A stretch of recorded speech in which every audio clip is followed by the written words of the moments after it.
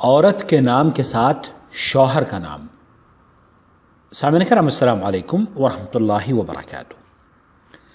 آج ہم گفتگو کریں گے ہمارے معاشرے میں پھیلی ہوئی اس غلط فہمی اور غیر اسلامی طریقے کی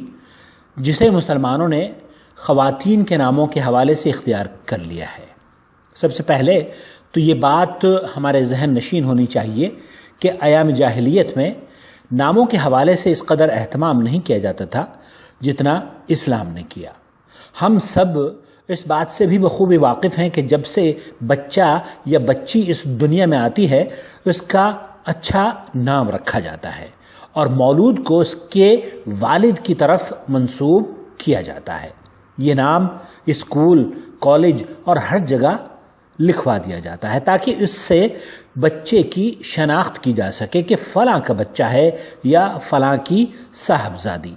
لیکن جو ہی بچیوں کی شادی ہو جاتی ہے ان کا نام تبدیل کر کے ان کے ناموں میں سے ان کے والد کا نام نکال کر شوہر کے نام کا اضافہ کر دیا جاتا ہے، یا یوں کہہ لیجئے کہ والد صاحب کی جگہ شوہر کا نام لگا دیا جاتا ہے، جو نہایت ہی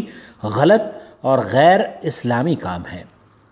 والد کا نام نکال کر خواتین کے نام کو یا کسی بھی نام کو دوسرے نام کی طرف منسوب کرنا حرام ہے، اور اللہ رب العالمین نے اس کام سے قرآن کریم میں منع فرما رہا ہے۔ سورہ احزاب میں اللہ رب العالمین ارشاد فرماتا ہے، اعوذ باللہ من الشیطان الرجیم، ادعوہم لآبائہم هو اقسط عند اللہ، یعنی گود لیے ہوئے یا لے پالکوں کو ان کے حقیقی باپوں کی طرف نسبت کر کے بلاؤ۔ اور صحیح بخاری کی حدیث میں ہے، جو شخص جان بوجھ کر اپنی نسبت اپنے باپ کی طرف سے کسی دوسرے باپ کی طرف کرے اس نے کفر کیا۔ اور اسی ضمن میں حضرت زید ابن حارثہ رضی اللہ تعالی عنہ کا قصہ بھی بڑا مشہور ہے کہ لوگ انہیں نبی اکرم صلی اللہ علیہ وسلم کے نام کے ساتھ بلایا کرتے تھے، انہیں زید ابن محمد کہا جاتا تھا۔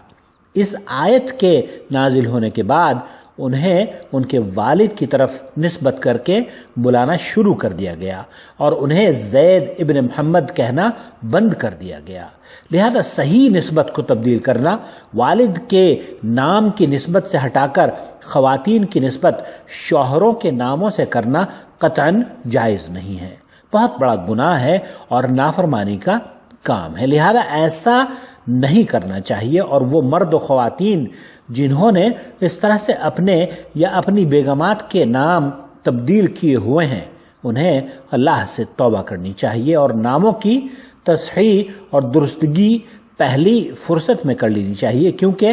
ایسا عمل کفر کی علامت کو اختیار کرنا ہے۔ اور یہی وجہ ہے کہ آج بھی ہم ام المومنین حضرت عائشہ رضی اللہ تعالی عنہا کو بنت ابی بکر کہتے ہیں رضی اللہ تعالی عنہا وعن ابیہا، حالانکہ محمد مصطفیٰ صلی اللہ علیہ وسلم کی نسبت نہایت ہی اعلیٰ ہے، لیکن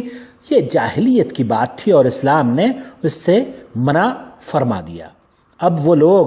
جنہوں نے ناموں میں رد و بدل کیا ہوا ہے پہلی فرصت میں اپنے نام تبدیل کروا لیں۔ اپنے بھائی محمد عاقل کو اجازت دیجیے، اس امید پر کہ اس قیمتی نصیحت کو آپ دوسروں کے ساتھ شیئر کریں گے، اور اگر آپ ہم سے جڑنا چاہتے ہیں واٹس ایپ پر دینی پیغامات کے حصول کے لیے تو ہمارا نمبر نوٹ فرما لیجیے، 00966 504 686317۔